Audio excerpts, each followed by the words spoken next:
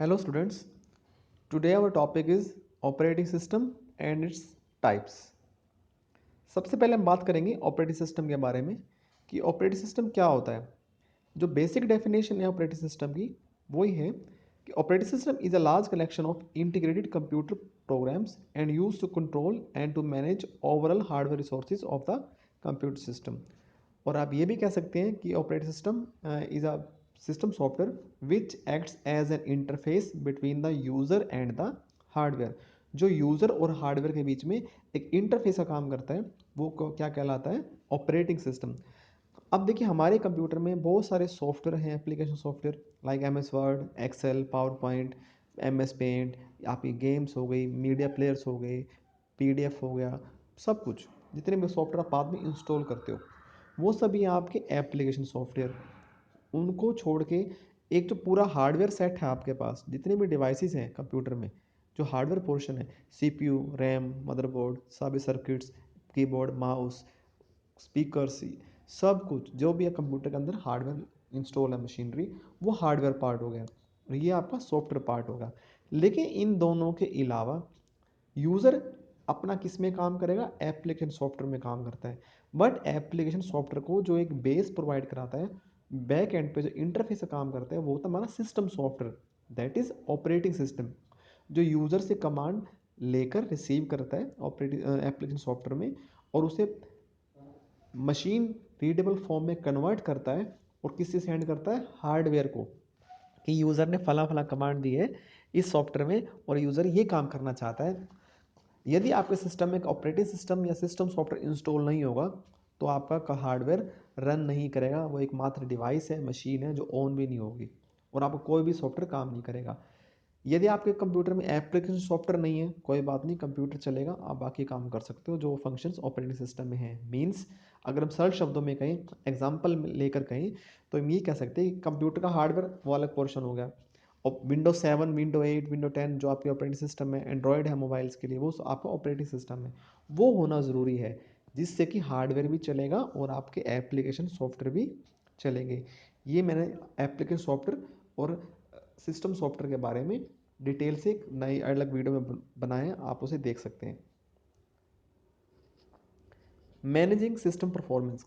अब एक top term आती है, सिस्टम की परफॉर्मेंस को मेजर कैसे करते हैं। कोई भी सिस्टम हो लाइक ऑपरेटिंग सिस्टम, वो कितना अच्छा परफॉर्म कर रहा है वो किस बात डिपेंड करता है, throughput. Throughput is the amount of work which computer complete in a given period of time. एक गिवन पीरियड ऑफ टाइम में वो ऑपरेटिंग सिस्टम कितना इनपुट लेकर प्रोसेस करके आपको आउटपुट दे सकता है, वो उसको थ्रोपुट है। Turn out time, in general turn out time means the total time taken to complete the job. कि टर्न आउट टाइम में कितना टाइम लिया उसने टोटल रिसीव होने से आउटपुट देने तक का, आपका कितने टाइम में कंप्लीट किया उसने एग्जीक्यूट की जॉब को, वो आपका टर्न अराउंड टाइम होगा। वेटिंग टाइम, जब आप इनपुट देते हो वो आपकी इनपुट जाती है रैम में लोड होती है। यदि आपने मल्टीपल इनपुट्स दे दिए तो किस टास्क को उसने वेट ज़्यादा करवाया, किस टास्क को पहले प्रोसेस किया, तो एक एवरेज वेटिंग टाइम देखते हैं वो कितना देता है। ये वेटिंग टाइम मिनिमम होना चाहिए, टर्न अराउंड टाइम भी मिनिमम होना चाहिए। रिस्पॉन्स टाइम, रिस्पॉन्स टाइम होता है, the response time is interval between the submission of job of the system for processing the job final jobs for the two produce the output. इसमें response time में कि user ने जैसे ही input दिया, operating system कितना जल्दी उसको कितने मिली सेकंड में एक्सेप्ट करके अपनी क्यू में लगाता है, वो उसका रिस्पॉन्स टाइम होता है। यदि ऑपरेटिंग सिस्टम एक्सेप्ट ही नहीं करेगा तो आगे फर्दर प्रोसेसिंग फेज में जाएगा ही नहीं, वो वेटिंग क्यू में रहेगा, तो रिस्पॉन्स टाइम भी शुड बी मिनिमम। अब आता है हमारे पास topic functions of operating system. ये ध्यान से देखिए। Number 1, resource management. Resource management का क्या मीनिंग है, हमारे कंप्यूटर में जितने भी हार्डवेयर डिवाइसेस लगी हुई हैं, memory devices, processors and other media, और जितने आपके सॉफ्टवेयर्स हैं मेमोरी, वो सभी के सभी हमारा एक हार्डवेयर माना जाता है। कंप्यूटर का ऑपरेटिंग सिस्टम कितना एफिशिएंटली उस रिसोर्स को यूज़ कर सकता है वो उस पर डिपेंड करता है, तो इसे क्या हम बोलते हैं, रिसोर्स मैनेजमेंट। यदि आपके कंप्यूटर में 4 GB रैम है और आप ऑपरेटिंग सिस्टम पुराने वर्जन का डाला हुआ है तो 4 GB रैम को एफिशिएंटली यूज़ नहीं कर पाएगा ताकि आपकी स्पीड बढ़ सके कंप्यूटर की, तो उसका कोई फ़ायदा नहीं है। तो ऑपरेटिंग सिस्टम की कंपैटिबिलिटी और हार्डवेयर की कंपैटिबिलिटी लगभग सेम सेम होनी चाहिए। Next is memory management. Memory is the central to the operation of modern computer system. Memory is a large arrays of words or bytes in which with its own address. Memory जो computer का portion है, आपने third chapter के video में देखा होगा memory के video में, कि मेमोरी वो पोर्शन है कंप्यूटर सिस्टम का जिसमें हम सभी डाटा और इन्फॉर्मेशन को स्टोर करते हैं फर्दर प्रोसेसिंग के लिए और फ्यूचर यूज़ के लिए भी। मेमोरी तीन टाइप के होते हैं, प्राइमरी, सेकेंडरी और इंटरनल प्रोसेसर मेमोरी। अब इन तीनों मेमोरी को भी कंप्यूटर ऑपरेटिंग सिस्टम कैसे एफिशिएंटली यूज़ करता है, कैसे डाटा को रीड राइट करना है, फाइल कहाँ सेव करनी है, सेव है तो उसको एक्सेस कैसे करनी है, डिलीट करते हो तो उसको डिलोकेट करना है मेमोरी से उसके एड्रेसेस को, अगर आप राइट कर रहे हो कोई डाटा कॉपी पेस्ट करो पेन ड्राइव में तो उसको कितना एफिशिएंटली कितना फास्टली वो उसमें कॉपी कर रहा है, that comes under memory management. तो कंप्यूटर की मेमोरी से रिलेटेड जितने भी काम होते हैं वो सारे काम किसके अंदर आते हैं, मेमोरी मैनेजमेंट के अंदर। Next one is task management. Task management में क्या होता है, the function of operating system that control the running of many task. अब देखिए हमारा जो ग्राफिकल यूजर इंटरफेस जो आपके ऑपरेटिंग सिस्टम है विंडोज़ की जो सीरीज़ है, इसमें क्या होता है कि यूज़र ये मल्टीटास्किंग के लिए स्पेशली बनाए गए थे। मल्टीटास्किंग का मीनिंग क्या है कि यूज़र एक टाइम में मल्टीपल इनपुट्स कंप्यूटर को दे और वो साथ साथ प्रोसेस हो और हमें फटाफट मल्टीपल आउटपुट्स मिले, ना कि one by one. Single user नहीं, मल्टी यूज़र भी हो, मल्टीटास्किंग भी हो, ठीक है, सिंगल यूजर मल्टीटास्किंग हो। तो इतने सारे टास्क को मैनेज करना कि कितने इनपुट्स आई हैं, कितनी प्रोसेस हो चुकी है, कितनी प्रोसेस हो रही हैं, नेक्स्ट किसकी बारी है, तो ये सब क्या इसके अंदर आता है, टास्क मैनेजमेंट के अंदर आता है। Okay, next is process management. Process task को आप प्रोसेस भी कह सकते हैं। टास्क देने के बाद जब वो आपका एक्चुअल टास्क रैम में लोड होता है तो वो क्या प्रोसेस बन जाता है। अब इस प्रोसेसिंग फेज में क्या होता है, आपकी प्रोसेस टेबल बनती है, पीएमटी होती है, स्वैपिंग होती है, पेजिंग कंसेप्ट है इसके अंदर, वो काफ़ी थोड़े एडवांस कंसेप्ट हैं। कहने का मतलब है कि कितने आप प्रोसेस को क्रिएट कर रहे हो, कितने प्रोसेस डिलीट कर रहे हो, पहले कौन सा प्रोसेस कर रहे हो, स्मॉल वाला साइज़ वाला प्रोसेस या बड़े साइज़ वाले को, बड़े वाले को वेट करा रहे हो, छोटे वाले को पहले प्रोसेस कर रहे हो, first come first serve, shortest job time first, round robin. ये कुछ टेक्निक्स होती हैं जो प्रोसेस मैनेजमेंट के अंदर यूज़ की जाती हैं। डेडलॉक को हैंडल करना कि अगर एक प्रोसेस को कंप्लीट करने में सीपीयू बिजी हो गया, उसने बाकी सारे काम छोड़ दिए और सिस्टम हैंग होने की पोजीशन में आ गया तो वो डेडलॉक है।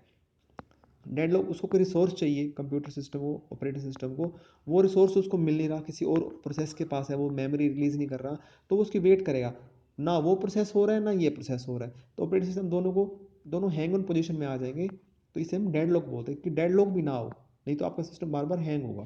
Okay, next is file management. This is the function that manage the data files.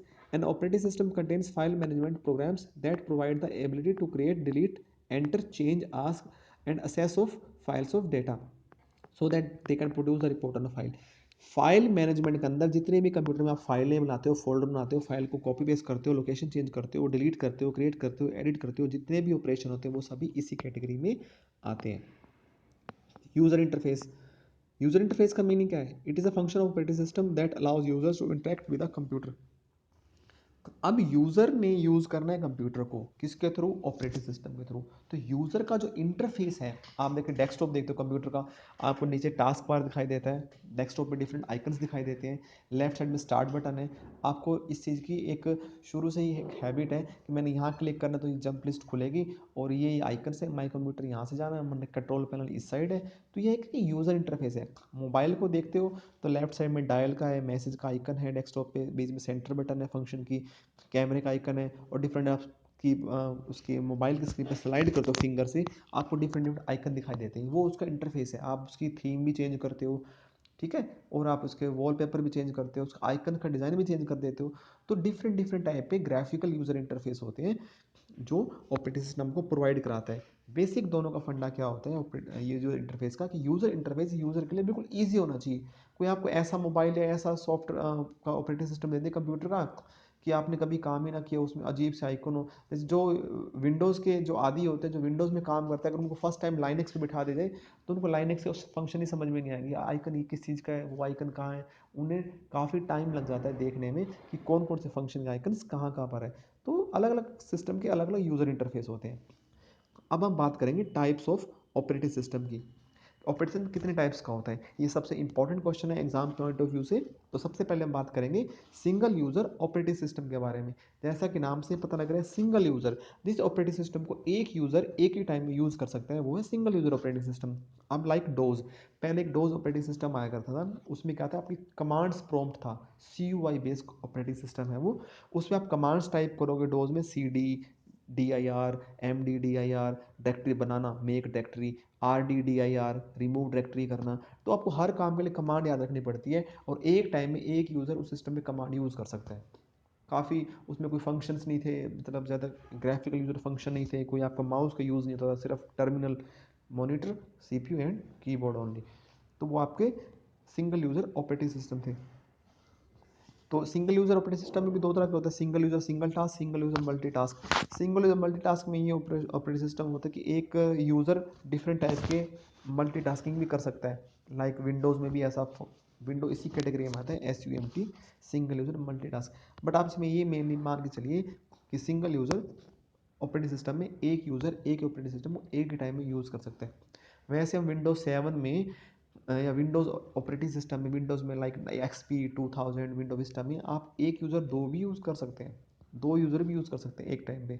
कुछ गेम्स ऐसी आती हैं जिसमें दो पर्सन एक ही कीबोर्ड से गेम खेल सकते हैं। गेम एक ही है, स्क्रीन आधी आधी हो जाएगी, एक जना कीबोर्ड के लेफ्ट साइड से ASDF कीज़ यहाँ से ऑपरेट करेगा अपने ऑब्जेक्ट को, गाड़ी है, कार रेसिंग गेम है, कुछ भी है, और दूसरा न्यूमेरिक कीपैड से यूज़ करेगा।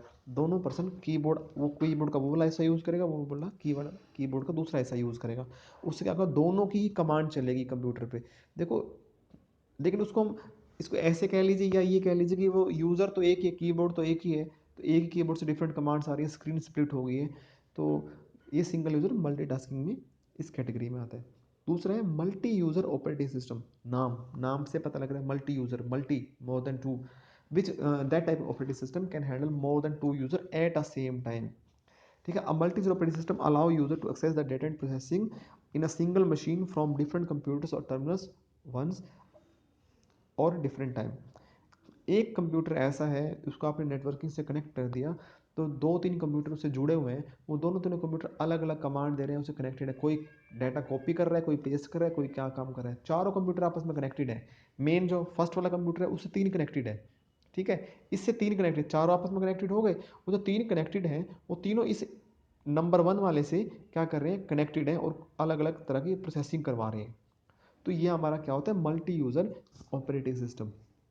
डायग्राम में दिखाया गया इसमें मेन फ्रेम कंप्यूटर, जो आपका super computer, main frame, mini computer, जो सर्वर, जहाँ पे आपका क्लाइंट सर्वर आर्किटेक्चर होता है, वहाँ पे इस तरह का ऑपरेटिंग सिस्टम यूज़ किया जाता है। एडवांटेज क्या है मल्टी यूज़र ऑपरेटिंग सिस्टम के, each user can access some documents on on system, if one computer has a song then other computer attached with and it will play the song their system also। मतलब वही है, एक computer में resource पड़े हैं, वो सारा data copy करने की जरूरत नहीं है, आप वहीं से वहीं क्लिक करो, उससे कनेक्ट हो जाओ और आप उसको यूज़ कर सकते हो। यूट्यूब में क्या है, आप यूट्यूब का वीडियो, यूट्यूब पे जितने भी वीडियोस अपलोड हैं, आपके पास थोड़ा ना अपलोड अपलोड तो यूट्यूब के सर्वर पे है। आप मोबाइल से और कंप्यूटर से कनेक्ट होते हैं, वर्ल्ड वाइड लेवल पे लोग कनेक्ट होते हैं और अलग अलग तरह के वीडियो हम यूट्यूब से डाउनलोड करके देखते रहते हैं, या डाउनलोड करते हैं या लाइव चला लेते हैं उनको, ठीक है, स्ट्रीमिंग करके। तो ये क्या है, यूट्यूब का सर्वर तो एक है, वहाँ पे एक ही जगह है और पूरा वर्ल्ड उससे कनेक्टेड है। देखिए, एक से लाखों करोड़ों कनेक्टेड है, वो क्या है, इसी का एग्जाम्पल है। ऐसे ही बड़ी बड़ी कंपनीज में या बड़े बड़े प्रिंटिंग प्रेस में प्रिंटिंग की जो मशीन्स होती हैं, मशीनें, ये तो नहीं, अगर आपके 20 कंप्यूटर आप 20 मशीनें लगाओगे, नहीं, आपका मशीन एक होगी, 20 कंप्यूटर्स उससे कनेक्टेड होंगे, जिस कंप्यूटर से जो कमांड जाएगी वो मशीन उसको प्रिंट कर देगी। तो उसका सॉफ्टवेयर क्या है, वो मल्टी यूज़र सपोर्ट कर रहा है, ठीक है। ये इसके डिसएडवांटेजेस। सिंगल यूज़र और मल्टी यूज़र में डिफरेंसेस क्या है, single user operating system are more secure और मल्टी यूज़र सिक्योर नहीं होते हैं। सिंगल यूज़र सिक्योर इसलिए क्योंकि जो उससे कोई कनेक्टेड नहीं है, तो वायरस आने के चांसेस कम है, हैक होने के चांसेस ज़्यादा नहीं है। Single user OS is that OS which supports only one user at a time, ये एक यूज़र को सपोर्ट करता है या मोर देन वन यूज़र को, ठीक है। सिंगल यूज़र में स्टैंड अलोन सिस्टम होते हैं और ये सारे कनेक्टेड होते हैं नेटवर्किंग के अंदर। सिंगल यूज़र में कोई शेयरिंग नहीं होती डाटा की, इसमें डाटा की शेयरिंग होती है, वो कॉस्टली नहीं होते, ये वेरी कॉस्टली होते हैं। लेस फंक्शंस फॉर यूज़र्स, इसमें फंक्शन यूज़र के लिए कम फंक्शन होते हैं, उसमें ज़्यादा फंक्शंस होते हैं। सिंगल यूज़र को मेमोरी कम रिक्वायरमेंट कम होती है और मल्टी यूज़र में मेमोरी की रिक्वायरमेंट ज़्यादा होती है। अब हम बात करेंगे मल्टी प्रोसेसिंग ऑपरेटिंग सिस्टम की। मल्टी प्रोसेसिंग, जिस कंप्यूटर के अंदर, वैसे नॉर्मली कंप्यूटर में कितने प्रोसेसर होते हैं, एक प्रोसेसर होता है, बट जिन कंप्यूटर्स में मदरबोर्ड थोड़े सोफिस्टिकेटेड होते हैं, एडवांस मदरबोर्ड है, थोड़ा सीपीयू भी बड़े टाइप का है, उसमें डबल या 3 या 4 सीपीयू भी होते हैं। अब 4 सीपीयू लगाने का क्या फ़ायदा है? 4 सीपीयू लगा रहे हो, 2 सीपीयू लगा रहे हो, उसका फ़ायदा क्या है? उससे क्या आप उसकी पावर को बढ़ा रहे हो, प्रोसेसिंग पावर को, कि अब इस पे आप और कमांड कितनी भी दे सकते हो, ये फटाफट प्रोसेस कर देगा और ज़्यादा प्रोसेस करेगा। तो वो क्या होता है, लोड शेयरिंग कर लेते हैं। अब वो दोनों प्रोसेसर क्या करेंगे, अगर आपने 4 कमांड एक साथ दे दी, तो वो क्या करेगा, 2 कमांड पहला वाला प्रोसेसर यूज़ कर कमांड प्रोसेस करेगा, दूसरा वाला दूसरी कमांड, दोनों कमांड। तो आधा काम बट गया। अगर 4 प्रोसेसर्स हैं, तो हर प्रोसेसर को एक ही काम मिलेगा प्रोसेस करने के लिए, प्रोसेस करेगा और फ्री हो जाएगा। वो इतने फास्ट होते हैं कि फटाफट प्रोसेस करते हैं और फ्री हो जाते हैं। तो ऐसे ऑपरेटिंग सिस्टम हमें रिक्वायरमेंट होती है सिस्टम्स की, जो इस तरह के सोफिस्टिकेटेड प्रोसेसर को भी कमांड दे सकें। अगर आपका ऑपरेटिंग सिस्टम में पुराने टाइप का है और आपका मदरबोर्ड एडवांस है, प्रोसेसर आपने 4 लगा दिए, तो आपका ऑपरेटिंग सिस्टम उस प्रोसेसर से काम नहीं करवा पाएगा। तो उसके लिए जो ऑपरेटिंग सिस्टम आपको रिक्वायर्ड होगा, वो मल्टी प्रोसेसिंग कैपेबिलिटीज़ वाला होना चाहिए। ठीक है। एडवांटेजेस क्या हैं? It is very easy to use, user friendly. आपको दिखने में विंडोज़ की वही वर्जन दिखेंगे। विंडो अगर आपने विंडोज 7 इंस्टॉल कर दी और 64 बिट ओरिजिनल विंडोज इंस्टॉल कर दी, तो उनमें सर्वर एडिशन भी आते हैं। तो वो सर्वर एडिशन जो नॉर्मली कंपनीज में यूज़ होते हैं, हम घरों में या जो आप कमर्शियल आप लेते हो, स्टूडेंट हैं, हॉस्पिटल्स हैं या छोटे मोटे ऐसे ऑर्गेनाइजेशन में, वहाँ हम सर्वर एडिशन कभी भी ऑपरेटिंग सिस्टम नहीं लेते। आप सिंपल विंडोज़ लेते हो, विंडोज 7 32 बिट 64 बिट। आप कभी भी सर्वर विंडो नहीं लोगे। सर्वर विंडो ले भी लोगे, इंस्टॉल भी कर लोगे, तो उसका आपको कोई यूज़ नहीं है। ठीक है। तो सर्वर एडिशन विंडोज़, जहाँ पता है आपने जिस कंप्यूटर में डालोगे ऑपरेटिंग सिस्टम, वो कंप्यूटर थोड़ा एडवांस है, उससे कई सारे कंप्यूटर जुड़े हुए हैं, तो आपने वो रिक्वायरमेंट फुलफिल करने के लिए सर्वर एडिशन ऑपरेटिंग सिस्टम लेते हो। मल्टी प्रोसेसिंग भी है आपके, मल्टीपल ब्लेड सर्वर्स हैं आपके एचपी के। तो डिपेंड करता है आपके पास हार्डवेयर कैसे है। Intermediate between all the hardware and the software of the system, and no need to know any technical languages. It's the platform of all programs. Disadvantage क्या है? If any problem affected in operating system, you may lose all the contents which have been stored already, and unwanted user can use the system. वो तो किसी भी system को कोई user किसी को भी हैक करके यूज़ कर सकता है। उसके लिए आपको फायरवॉल या एंटीवायरस सॉफ्टवेयर को आप उसमें इंस्टॉल करना होता है। Multi programming operating system, multi programming अभी कोई अलग टाइप का सिस्टम नहीं है, एक तो उसकी एक टाइप कह सकते हैं कि जो ऑपरेटिंग सिस्टम मल्टी प्रोग्रामिंग को फुलफिल करता हो, इस कंडीशन को मल्टी प्रोग्रामिंग करता हो। और मल्टी प्रोग्रामिंग क्या होती है कि जब जिस सिस्टम में आप मल्टीपल प्रोग्राम एक साथ इनपुट कराते हो, जो वो मल्टी टास्किंग था और मल्टी प्रोग्रामिंग लगभग सेम ही चीज़ है बिल्कुल। ठीक है।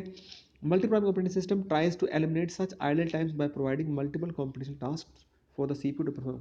मल्टी प्रोग्रामिंग क्या करता है, आपने 4-5 टास्क दे दी, कुछ टास्क ऐसे हैं जो टाइम कंज्यूमिंग है या नेसेसरी नहीं है, या कुछ आइडल टाइप के टास्क उनको हटा के जो मेन टास्क है उनको फटाफट कंप्लीट करता है। अब आप मार्केट में जाके ये नहीं कह सकते कि मुझे मल्टी प्रोग्रामिंग ऑपरेटिंग सिस्टम दे दीजिए, मल्टी टास्किंग दे दीजिए। मार्केट में लेटेस्ट जो भी ऑपरेटिंग सिस्टम अवेलेबल हैं, they all are capable, they all are having the same functionalities. वो मल्टी प्रोग्रामिंग भी है, मल्टी टास्किंग भी है। ठीक है। हाँ, मल्टी प्रोसेसिंग के लिए वो सर्वर वाला एडिशन होना चाहिए, अदरवाइज उन सभी में ये फीचर होती है। आप एप्पल की मैकबुक ले लीजिए, ये डेल एचपी किसी भी कंपनी एसर का कोई भी लैपटॉप ले लीजिए जिसमें विंडोज़ के ऑपरेटिंग सिस्टम है, लाइनेक्स है, उन सभी में ये फीचर्स हैं। ठीक है। आप दीजिए, आप 10 कमांड एक साथ दीजिए, फटाफट डाउनलोडिंग लगा दीजिए, मूवी चलाइए साथ साथ, और यूट्यूब भी चला दीजिए साथ साथ, टाइपिंग भी करते रहो, आप कितना भी हैवी काम करते रहो, they all are capable to perform to process all the task simultaneously depending upon the condition of your hardware. आप कंप्यूटर का हार्डवेयर क्या है, कंप्यूटर में आपकी रैम तो 1 GB है और आपने बहुत सारे कमांड दे दी, heavy heavy, operating system advance है, तो ऑपरेटिंग सिस्टम क्या करेगा उसको, उसके पास तो रैम ही नहीं है। तो रैम भी तो कुछ होनी चाहिए ना आपके पास मेमोरी में, up to 3 GB 4 GB 6 GB कुछ रैम एरिया तो हो, नहीं तो बेचारा ऑपरेटिंग सिस्टम को थोड़ा थोड़ा टास्क लोड करना। ऑपरेटिंग सिस्टम एडवांस है बट उसे काम करने के लिए जगह नहीं मिल रही, रैम नहीं मिल रही। सो आपके पास हार्डवेयर अगर आप एडवांस है तो सॉफ्टवेयर भी एडवांस यूज़ करो, सॉफ्टवेयर एडवांस है हार्डवेयर लो लेवल का है, कोई फ़ायदा नहीं। आपका सॉफ्टवेयर, आपका ऑपरेटिंग सिस्टम लो लेवल का है, पुराने वर्जन का है, और आपने आर्किटेक्चर जो आपका हार्डवेयर है वो एडवांस लगा दिया, तो वो उसे काम नहीं करवा पाएगा। तो दोनों की कंपैटिबिलिटी लेके चलते हैं, दोनों ही एक सेम रेंज के होने चाहिए। ओके, जिसे हम मल्टी प्रोग्रामिंग, इसके एडवांटेजेस हैं performance, distribution, reliability, incremental growth and sharing of data. इन लगभग सभी की सेम रहती है मल्टी प्रोग्रामिंग और मल्टीटास्किंग की। डिसएडवांटेज क्या है? सिक्योरिटी प्रॉब्लम और नेटवर्किंग प्रॉब्लम्स, ये सिस्टम्स में आती रहती है प्रॉब्लम्स। Multitasking the same. अब एक डायग्राम में दिखाई दे जा रहा है, एप्लीकेशन 1, एप्लीकेशन 2, 3, 4, चार तरह के एप्लीकेशन आपने कमांड दे दी, किसको? ऑपरेटिंग सिस्टम को। अब ऑपरेटिंग सिस्टम इन चारों एप्लीकेशन को लेगा, इन सबको प्रोसेस को लेगा, एक्सेप्ट करेगा, लोड करेगा, फिर रिस्पॉन्स टाइम चेक करेगा, टर्न अराउंड टाइम, कब दिए कमांड आपने, कब आउटपुट मिला। अब वो पहले पहले नंबर 1 वाली को प्रोसेस करता है या 2 वाली को, डिपेंड करता है। नंबर 1 वाली का साइज है 100 MB और 2 वाली का है 2 MB, तो सोचेगा पहले 100 MB को साइड में रख के वेटिंग क्यू में लगा के 2 MB वाला जो प्रोसेस है ना, 2 नंबर वाले एप्लीकेशन, इसको पहले प्रोसेस करके इसको आउटपुट निकाल देते हैं। फिर मेरे पास 3 काम रह जाएंगे, 1, 3 और 4।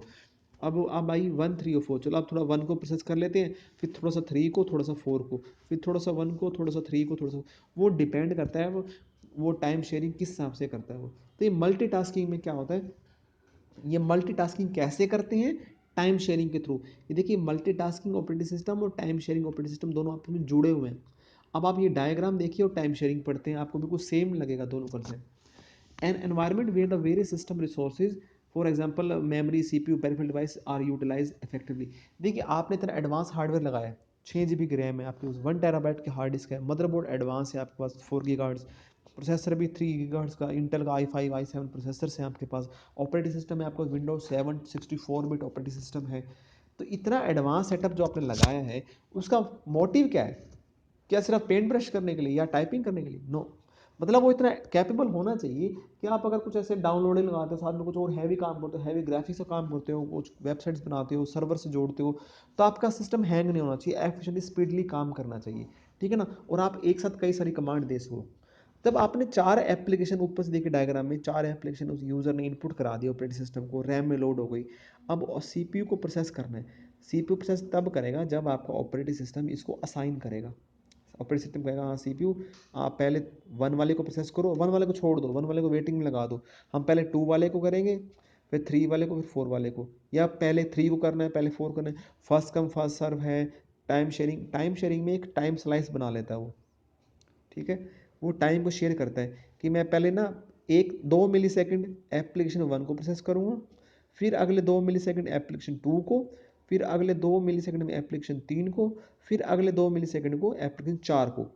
मेरे 8 मिली सेकेंड खर्च हो गए। अब मैं दोबारा फिर किस पे जाऊँगा? एप्लीकेशन 1 पे, फिर 2 पे, 3 पे, 4 पे, फिर 1 पे, 2 पे, 3 पे, 4 पे। वो इतना फटाफट स्विचिंग करता है, इसे हम राउंड रॉबिन टेक्निक बोलते हैं, ठीक है। ये राउंड रॉबिन इसके अंदर आता है, इस टॉपिक के अंदर ही आता है।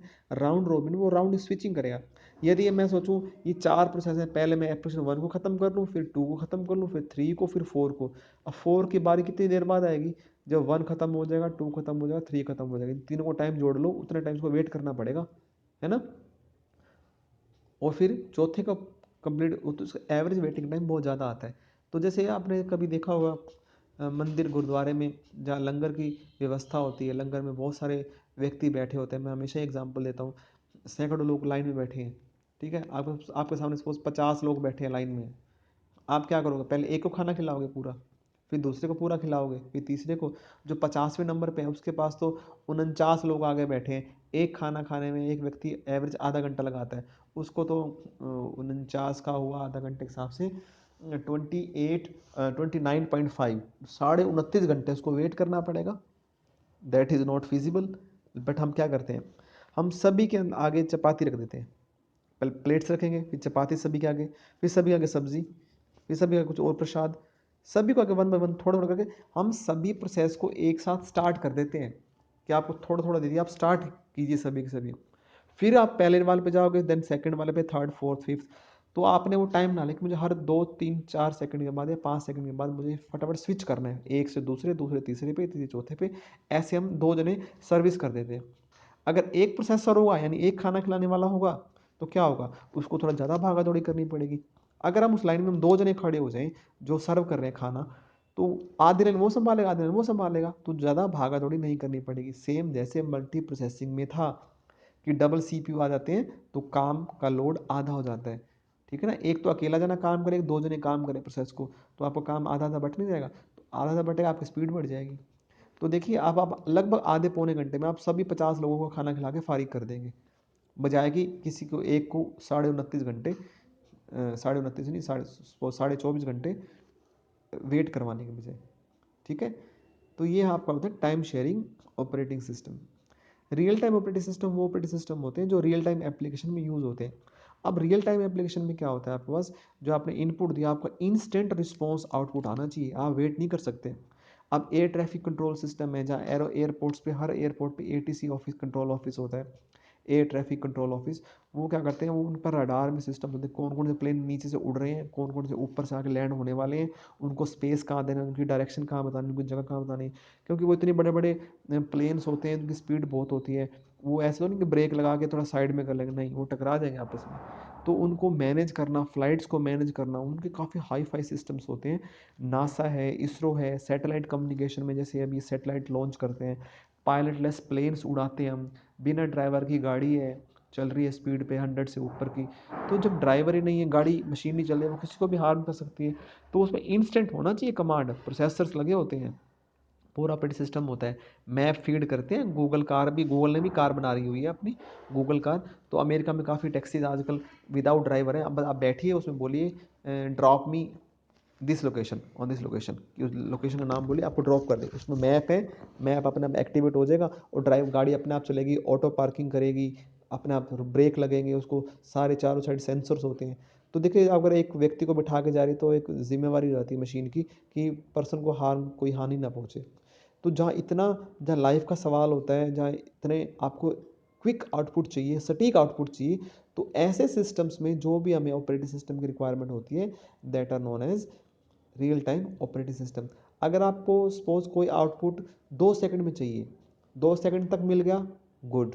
2 सेकंड से पहले आउटपुट दे दिया तो वेरी गुड, बहुत अच्छा। और अगर आपका 2 सेकंड का 2.5 सेकंड भी कर दिया उसने, कुछ थोड़ा सा भी लेट कर दिया, डिले कर दिया, तो आपका सिस्टम फेल हो जाएगा। Okay, so these are real time operating system. तो आज का टॉपिक यहीं ख़त्म करते हैं। Thank you.